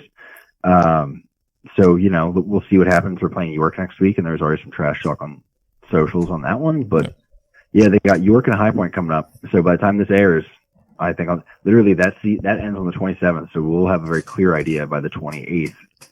What's going on with that? Yeah, the next episode after this one will be a fun one to discuss that series. Yes. It would have been. Oh yeah. That would have been the series to watch this week certainly, but we're too busy doing all these previews. Staten Island's up next. Can't pitch, can't hit. Nope, not a good team. I still say better than last year. I still say give Homer Bush another go. Yeah. But it's not. I don't think anyone's threatened by them. I think the 2024 Ferry Hawks are going to be a good team. I just don't think the 2023 ones are. Yeah, it's just unfortunate. They're going to battle in that division again, too. It's going to be a war zone. Oh, yeah, it's going to get bad for them. Mm-hmm. I don't see Southern Maryland getting worse. Yeah, fair. Switching over to the American Association, we just have them and the Pioneer League left. We're like halfway there. Let's see if we can get this done before 1 a.m.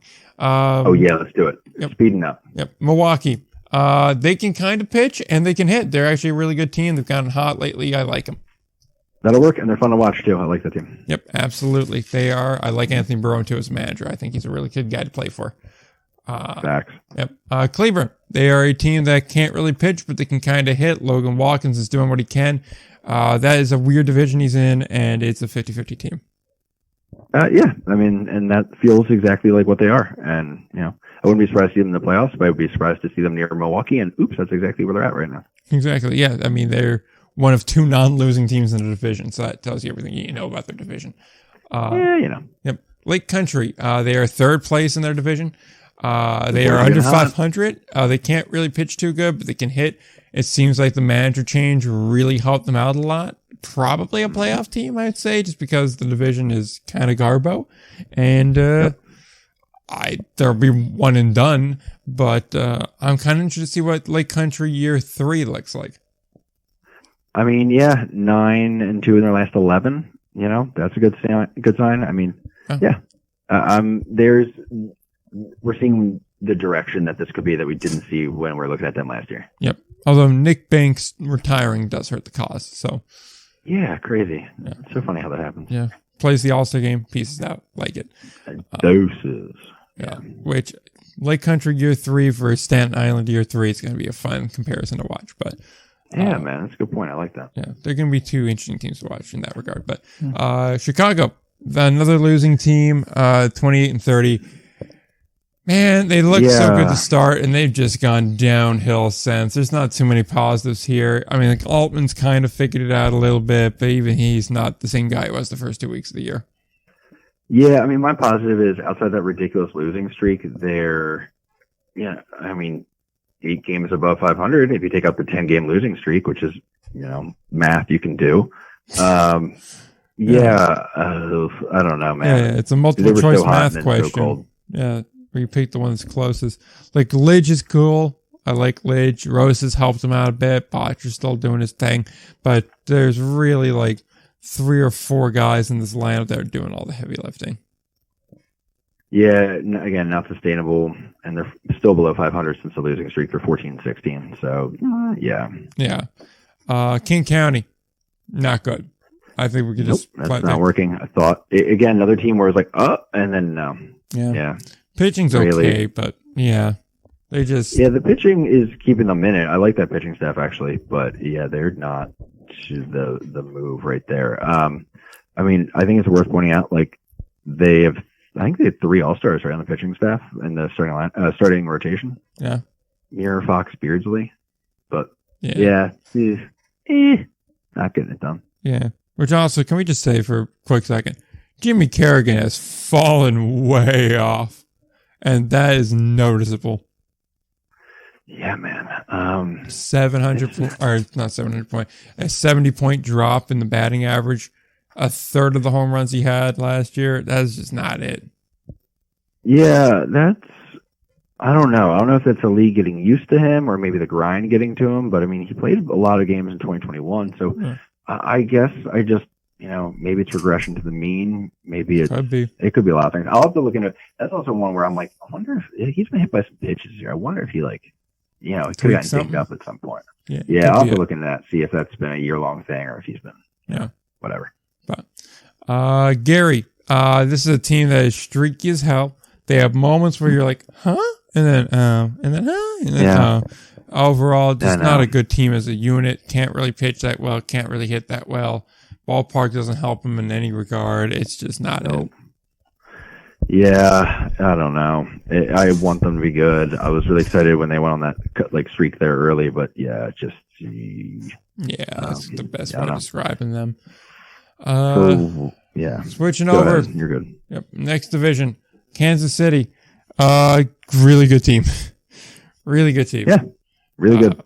Just about every regard. That's pretty much all there is to it with them. They can hit, they can pitch, they can get doing it. Yeah. I don't really know what else to add on that. They're very good. I think they're a very complete team also. They're getting they're in a weird mode where they're a good team and they're getting all the ones who are like, if that works out, it's going to be good. It's all those guys seem to be working out for them right now. I mean, Jalen Miller tossing it right now is really interesting. I think, that's a good team. Yeah. Rewinding for 1 second, by the way, Kerrigan went on, hold on. Oops, 880 happened. Yeah. Yeah, actually, he's been improving throughout this year, too. That's the funny thing. He had a really slow start. Anyway, back to Kansas City. Really good. Yeah. I think they're going to be a problem all the way through. I think we both picked them maybe to win the league last time we talked about it, but we'll see. Yeah. All right. Fargo. Team was really hot. Then they've really dropped off. I know they've been dealing with injuries and things of that sort, but I don't know. They just really aren't having it come together this year. Yeah, I don't see Sioux Falls threatening them, though, so that's a silver lining. I think Sioux Falls ain't going to do nothing. Sioux City may do something. But Sioux City can do whatever they want. They're still in the playoffs, you know what I mean? Fair. So I don't see them missing the playoffs. I feel like Coast is the kind of manager who has that wherewithal to be like, hey, all right, Get in. Don't worry about it. Like, let's eye on the prize type of thing, and they'll get through. I still think they have the potential to do damage in the playoff depending on their matchup. We'll see. Yeah, that's the thing. They've proven themselves in the past, so that earns them a lot of leeway. Name of the game is avoiding Kansas City in the first round. Fair. That's very fair. Yep. Sioux City. This is a team that's really rebounded well from some lackluster years. They can kind of pitch, the hitting suspect, really hot start. They've come back to more of the mean as of late, so I don't really know what to make of them. Yeah, I think they had a really good winning stretch followed by a really good losing stretch, and they've been playing, above 500 balls since then. They had a nice little 8-game winning streak in there right when the month started. Yep. I think that is a positive indicator. Of course, they did just drop a series to Lake Country. It's not the best sign, but Lake Country's all right now. But just took 2-3 from Fargo. I think they're a legit team. I think they could do damage in the playoffs too. I don't, again, like with everything that's the asterisk of, until they play Kansas City. Yep. But, moving on. Lincoln, a team that's been up and down a lot this year. Pitching's not been great. They need to work that out. But outside of that, batting, if they could get a couple of more key contributors, maybe make it work. But they seem like a team that's going to be kind of the victim of Kansas City. Yeah, I agree. Worth noting, by the way, Kansas City is 1-5 against Sioux City. But Lincoln, yeah, that's the same read. I don't see them losing a playoff spot right now, but I definitely don't really see them winning in the first round either. So, yeah, put them in that category. Yeah, because Sioux Falls, not a good team. 169 whip, nice. And they can't really hit too good. Nope, there's not much going on there. Darnell Sweeney's going on, and Akeem Bostic, and that's it. Oh, well, White Ulrich, kind of. Yeah, it's just too many runs, man. I mean, it's better than it's been, I guess, my silver lining, but it's still worse than anybody else. Yeah, fair. Like, that's, yeah. Winnipeg, kind of like the worst of all worlds here. God. Below average pitching, and they're not putting up any real runs. They're not really getting on base. They're not really doing anything. They are in the Greg Taggart experience. Yeah. Jabari Henry's also doing good for Sioux Falls, by the way. Facts. Yeah, I just don't know what to make of it. Worst power hitting team in the league, worst average team in the league, like what? Worst OPS in the league. Yeah, there's nothing really there. And then you look and you realize they're second worst in whip, second worst in basically every pitching category. It's like, God, guys, like, I don't know. They didn't project well, but I don't think they projected this badly either. They've gone on some stretches that are just brutal. They've had 3 separate 5+ game losing streaks now. Like,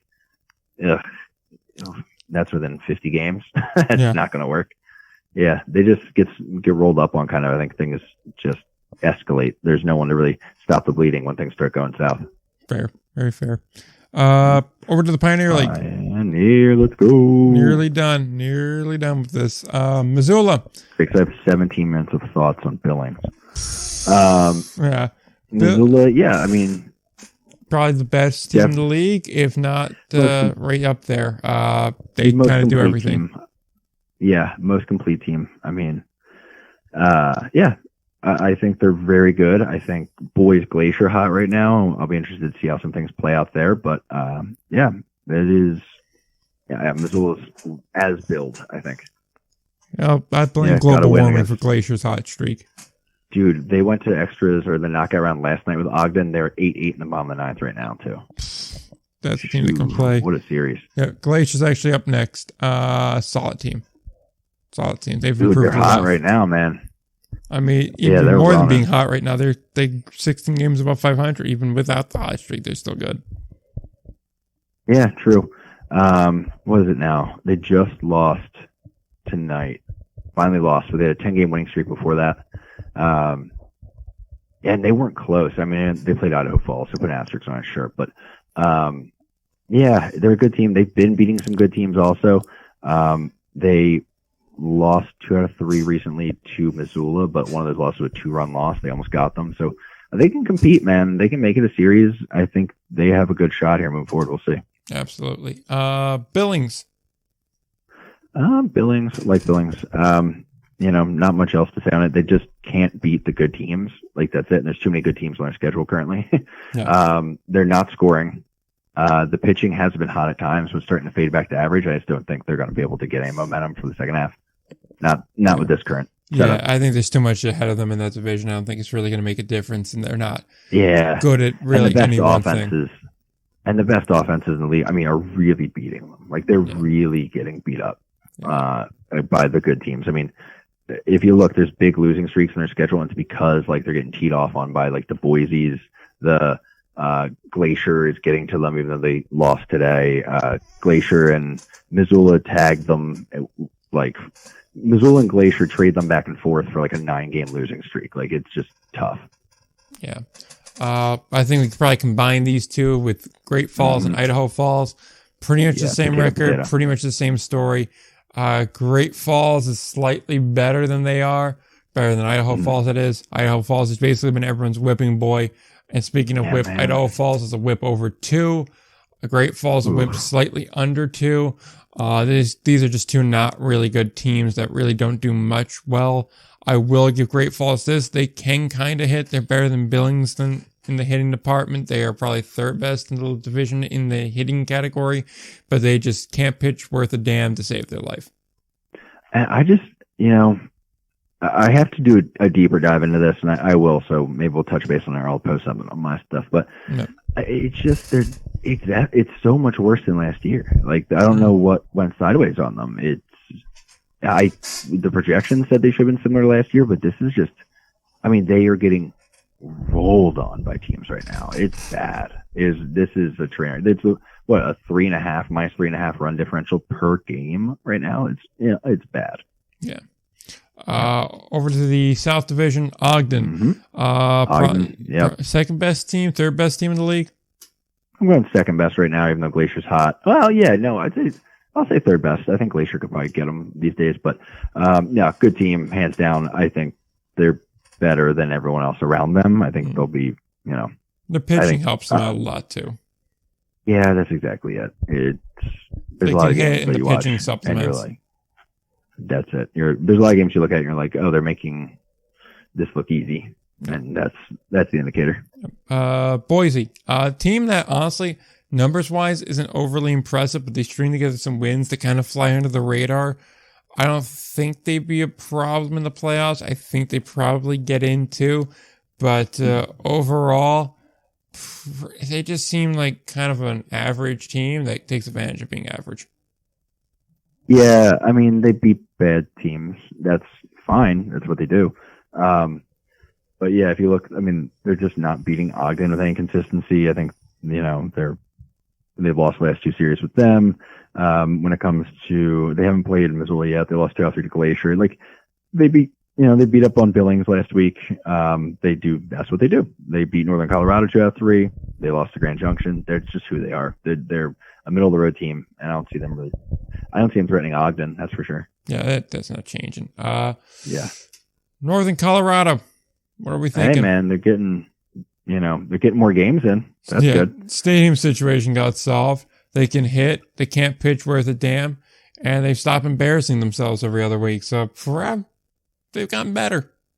If I'm honest, yeah, I'm really surprised by how good the team's been. I mean, what, game under 500 right now?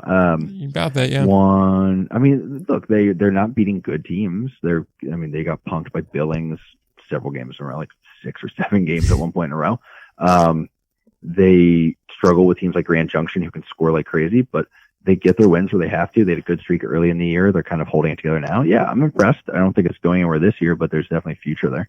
Yeah, no doubt. Rocky Mountain. Team kind of goes in and out. They can kind of hit, but also they love we're doing the Jackalopes last. I love that. Rocky Mountain, though, yeah. Yeah, dude, they're just Rocky Mountain.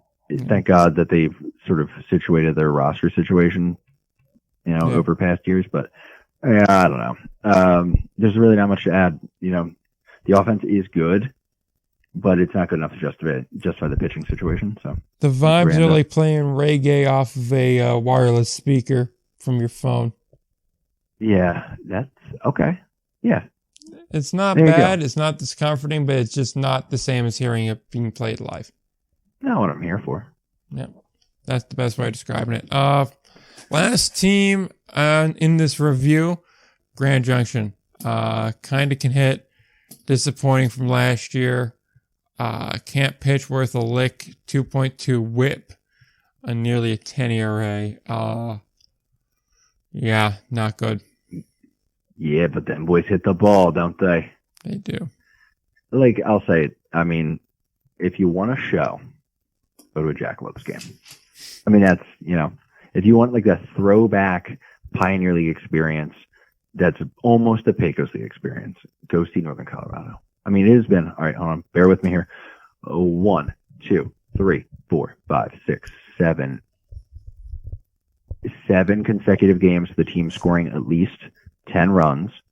And hold on, bear with me one more time. 1, 2.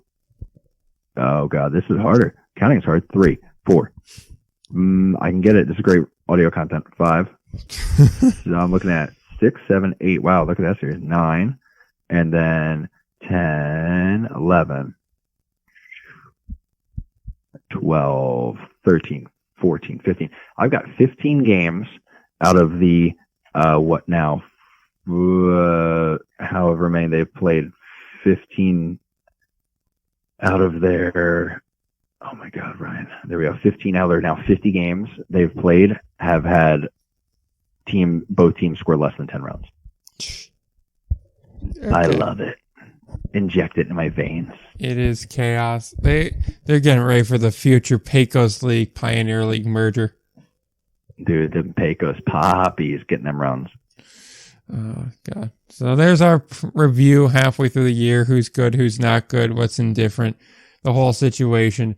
Energy kind of lagged off for the last, 20 minutes of it, but to be fair. Mine didn't.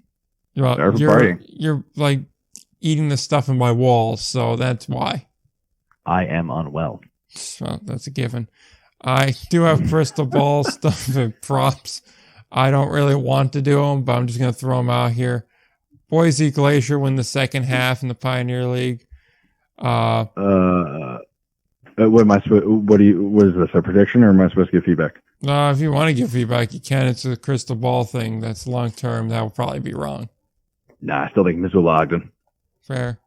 No New York-based teams will make the Frontier League playoffs. I want to see Tri-City be able to close it out, and New York has not been strong enough. Now, granted, the Miners are not helping this in the least bit, but who knows? Maybe they come back. I think Tri-City makes it. Yeah, fair enough. And then I have a PA-based team makes the Atlantic League postseason. To see York or Lancaster making it. If not, yeah, I think you got to bet on that, right, at this point. Yeah. It just doesn't make sense not to. They got the top 2 teams in the division right now. It's early in the half, but yeah. Yeah. Prop stuff. This is where feedback will be appreciated. We'll get through this fairly quick. Glacier's team whip will be a 1.62. I did not list if it's at week's end or year's end. So I will assume that I meant, what's their whip right now? Let's assume by the next time we record, it'll be a 1.62. I think it'll be lower than that. Yep. Okay. Feel good about it. Okay. And then, seeing as I'm going to be on vacation next week, the final prop is I will watch 11 and a half hours of baseball from now until the end of my vacation on the 28th. Feels like under. You operate off of Twitter. Fair. That's very fair. I'm glad to see that comes through. Yeah. Hey, man, I've done the same. Yeah. So that's where we're at. I'm looking at 3 hours. I'm looking at a bitch of an edit when I get to North Carolina. But that's a me problem. So you got anything else left to throw in here? Throw it in here. Yeah. Indy Ball Nation, YouTube, podcast platforms, Instagram, Twitter. I'll be posting all sorts of random stuff probably throughout the next couple of weeks. Because I got, got the leftovers from our episodes, and I've got a couple you're weird be getting other videos. Scraps from this too. Well, I know it. Not pig scraps though. No, not pig scraps. That would be, I guess, offensive to your beliefs. We're gonna keep talking about Elon Musk. Hate it. Or Kevin Bacon. Oh yeah. And Amazon Prime. My God. Amazon Prime, let's go on. Best guy came up with it. I'm biased. Y'all know where to follow everything. I'm not even going to bother plugging it, you know. I think I've killed him. 228 episodes of this. Y'all know already. If you don't know, then I don't know what to tell you. Plus, half this shit's linked in the description. Do what that says. Subscribe, review, Twitter, Instagram, Threads. If you would like to donate a UCL to Andrew Painter, please give me a call. Oh, God. All right. Until next time, don't forget to play ball, whatever it is we say here.